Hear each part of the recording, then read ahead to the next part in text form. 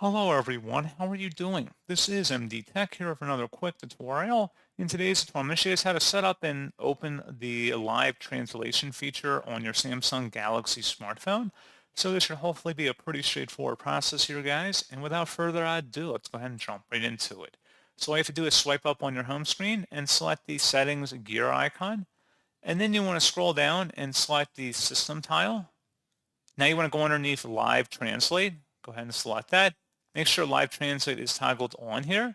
If you want to change the translate to language, select this option here, and you can select the language you want to translate into.